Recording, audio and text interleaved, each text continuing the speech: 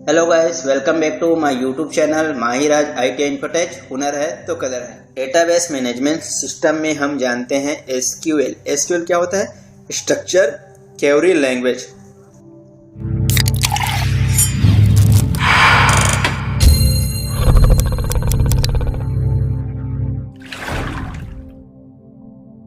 Database management system में SQL क्या होता है? एसक्यूएल का मतलब होता है स्ट्रक्चर क्वेरी लैंग्वेज। चलिए हम जानते हैं इसके इंट्रोडक्शन। एसक्यूएल का पूरा नाम स्ट्रक्चर क्वेरी लैंग्वेज होता है। इसे लैंग्वेज ऑफ डेटाबेस भी कहा जाता है। तो एसक्यूएल को क्या कहा जाता है? Language of database. एसक्यूएल को डेटाबेस से कम्युनिकेट करने के लिए यूज किया जाता है। यह रिलेशनल डेटाबेस के लिए यूज की जाने वाली स्टैंडर्ड लैंग्वेज है। ओरेकल और एसक्यूएल सर्वर जैसे popular relational database management system SQL को डेटाबेस से कम्युनिकेट करने के लिए यूज करते हैं। याद रखना, एसक्यूएल का पहला वर्जन 1974 में आया था। तो क्वेश्चन अगर आ जाए कि एसक्यूएल का पहला वर्जन कब आया था, तो 1974 में। ओरेकल और एसक्यूएल सर्वर एक रिलेशनल डेटाबेस मैनेजमेंट सिस्टम है जो माइक्रोसॉफ्ट द्वारा क्रिएट किया था। तो याद रखना आपको, ओरेकल और एसक्यूएल किसका सर्वर है? माइक्रोसॉफ्ट द्वारा क्रिएट किया गया एक रिलेशनल डेटाबेस मैनेजमेंट सिस्टम है, यानी ये आरडीबीएमएस के अंतर्गत आते हैं। Feature of SQL. नीचे एसक्यूएल के कुछ फीचर के बारे में बताया जा रहा है। एसक्यूएल डेटाबेस को क्रिएट और मैनिपुलेट करने के लिए एक स्टैंडर्ड है। एसक्यूएल आपको डेटा को मैनिपुलेट करने की फैकल्टी प्रोवाइड करती है। एसक्यूएल किसी के द्वारा बहुत आसानी से सीखी जा सकती है।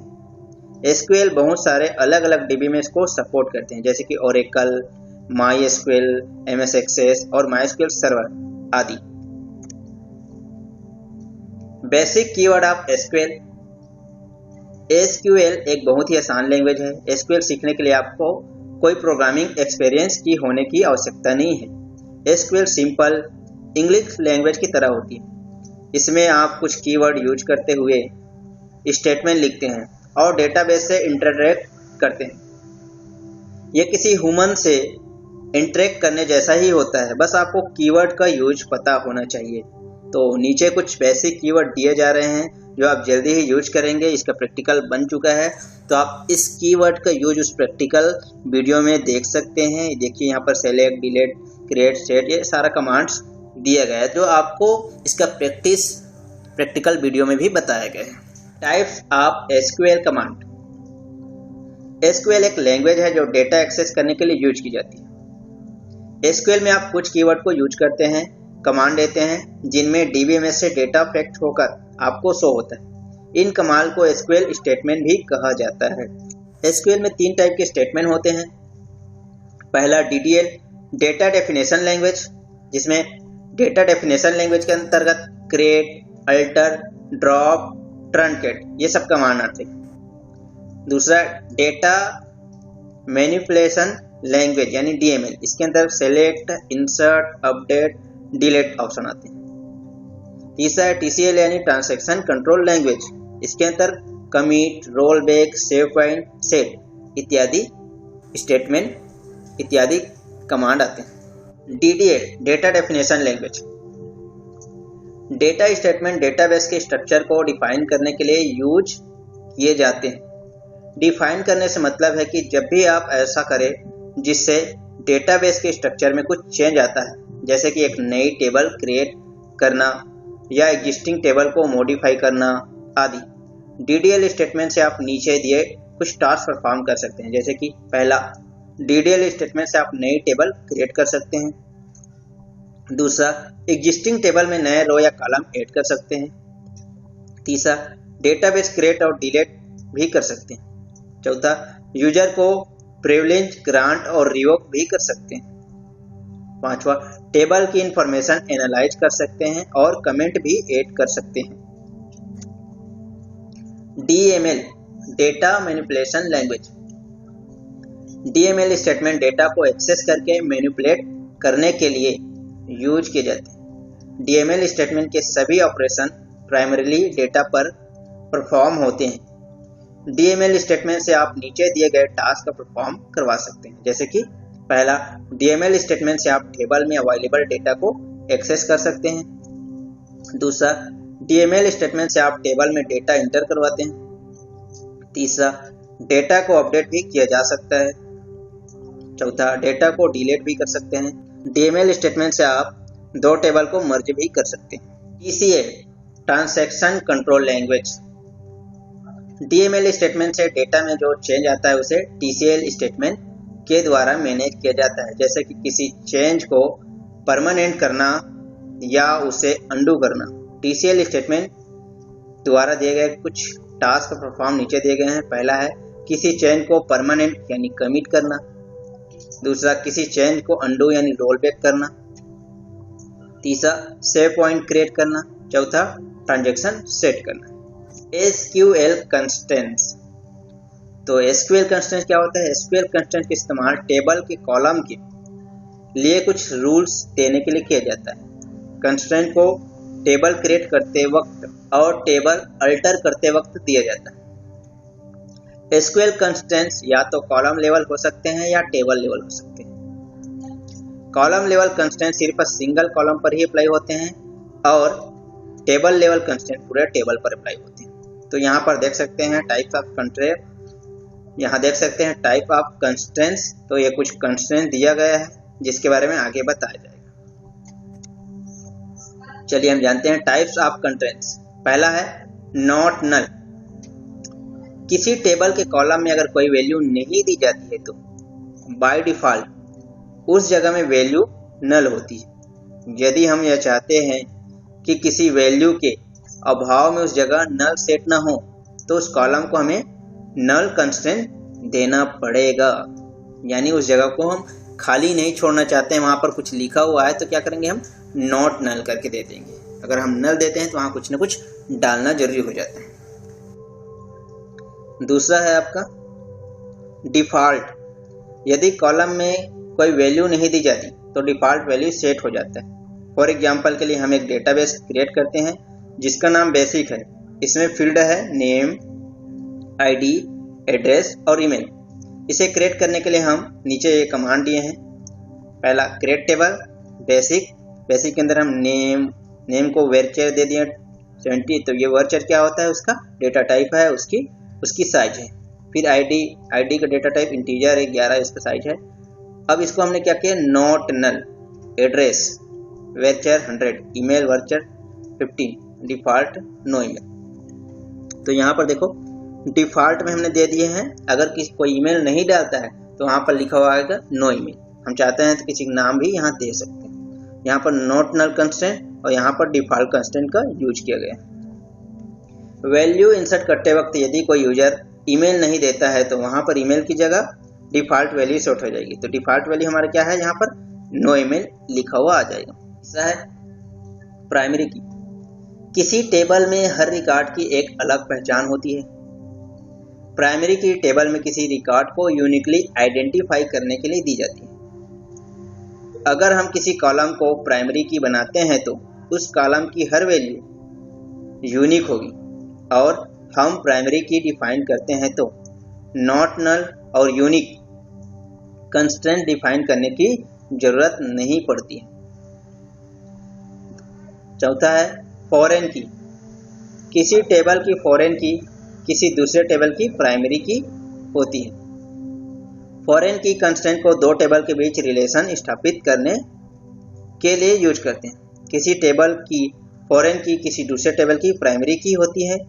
जिस टेबल में फॉरेन की होती है वह चाइल्ड टेबल कहलाती है तथा जिस टेबल में इसका रिलेशन होता है वह टेबल जिसे फॉरेन की एक प्राइमरी की होती है तो वह पेरेंट टेबल कहलाते हैं। यानी प्राइमरी की पेरेंट टेबल है जबकि फॉरेन की चाइल्ड की है। यानी प्राइमरी की ही हमारा मेन टेबल होता है जिससे जुड़ा होता है फॉरेन की।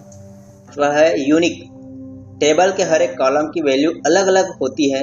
यूनिक कंस्ट्रेंट्स और प्राइमरी कंस्ट्रेंट में मूल डिफरेंस यह होता है कि प्राइमरी की में कोई भी वैल्यू नल नहीं हो सकती जबकि यूनिक कंस्ट्रेंट में कोई भी वैल्यू नल हो सकती है। यानी कि आप किसी को यूनिक कॉलम देते हो तो उसमें क्या कर सकते हो, जैसे कि हमने दे दिया कोई कॉलम का नाम या नंबर को यूनिक 1 2 3 4 ऐसे करके यूनिक लिख रहे हैं तो कोई जगह को हम छोड़ भी सकते हैं यूनिक में, जैसे कि 1 के बाद 2, 3, फिर चौथा हमने छोड़ दिया, फिर हमने आगे कुछ भी नंबर डाल दिया।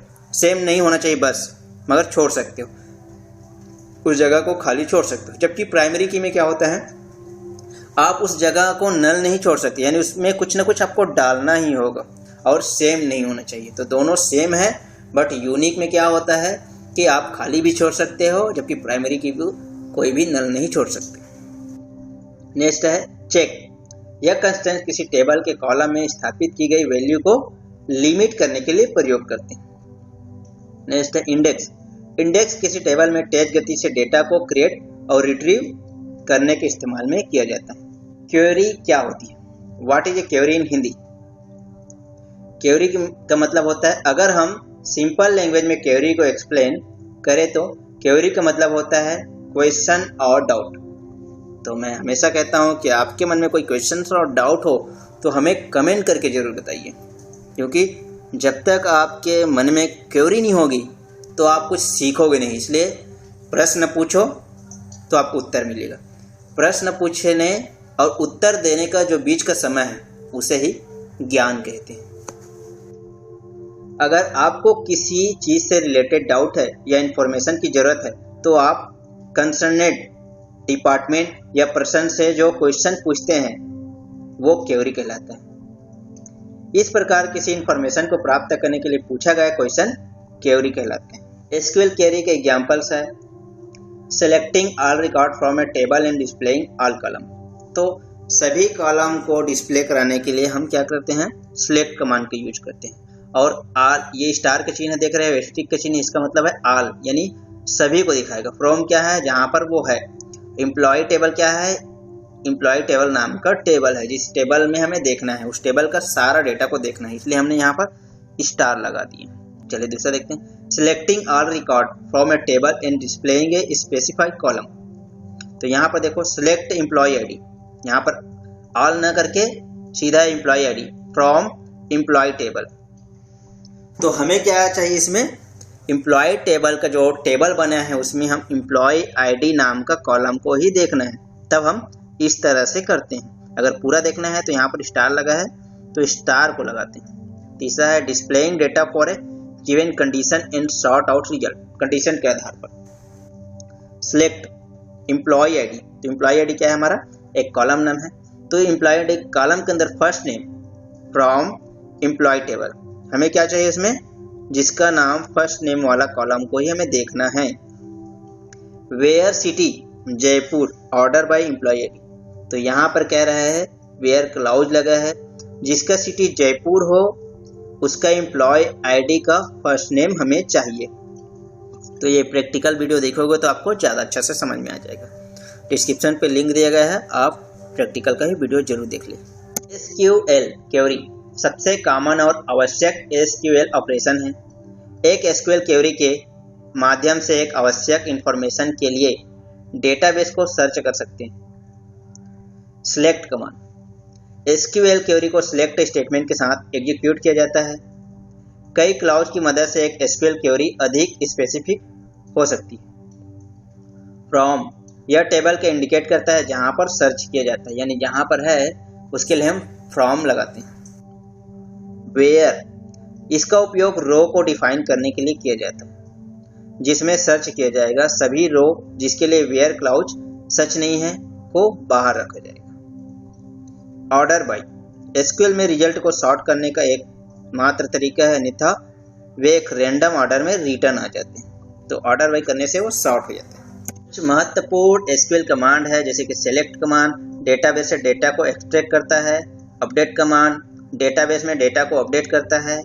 डिलीट कमांड डेटाबेस से डेटा डिलीट करता है। इंसर्ट इनटू डेटाबेस में नया डेटा का इंसर्ट करता है। क्रिएट डेटाबेस एक नया डेटाबेस बनाता है। अल्टर डेटाबेस डेटाबेस को मॉडिफाई करता है। क्रिएट टेबल एक नया टेबल बनाता है। अल्टर टेबल टेबल मॉडिफाई करता है। ड्रॉप टेबल टेबल को डिलीट करता है। क्रिएट इंडेक्स एक इंडेक्स सर्च की बनाता है। ड्रॉप इंडेक्स इंडेक्स को डिलीट करता है। तो ये महत्वपूर्ण एसक्यूएल कमांड है, जिससे आपका बहुत सारा थ्योरी क्वेश्चन बन सकता है। तो ये आपको कीवर्ड याद रखना है, इस कमांड को आपको याद रखना है, किस कमांड से क्या काम होते हैं। थ्योरी क्वेश्चन आपका मल्टीपल चॉइस क्वेश्चन में इसमें से बिल्कुल आता है, तो इसको अच्छे से ध्यान से पढ़िएगा। तो ये रहा हमारा MySQL और डेटाबेस मैनेजमेंट सिस्टम का थ्योरी वीडियो, और आप इसका प्रैक्टिकल वीडियो ज़रूर देख लीजिएगा, तभी आपको अच्छे से समझ में आएगा। और हम कल इसका टेस्ट सीरीज भी लेकर आएंगे। तो ये थ्योरी और प्रैक्टिकल आप वीडियो देखोगे, उसके बाद आप टेस्ट सीरीज में देखना कि आपसे कितना प्रश्न सही हो रहा है। तो अगर आपको वीडियो अच्छा लगा हो तो लाइक ज़रूर करिएगा। कोई भी आपके मन में क्यूरीज हो तो ज़रूर कमेंट करिएगा। सवाल पूछने से डरिएगा मत। अगर आप सवाल करोगे तो जवाब मिलेगा। अगर आप चुपचाप रहोगे तो आप जान भी नहीं पाओगे। इसलिए प्रश्न करो, उत्तर जरूर मिलेगा। तो अब तक अपने चैनल को सब्सक्राइब नहीं किए हो तो चैनल को जरूर सब्सक्राइब कर लीजिए और बेल आइकन पर क्लिक कर लीजिए। ITI CTI अप्रेंटिसशिप से जुड़ी हुई हर सूचना, हम ministry of skill development and entrepreneurship से जुड़ी हुई हर सूचना आपको हमारे इस चैनल पे मिल जाएगा।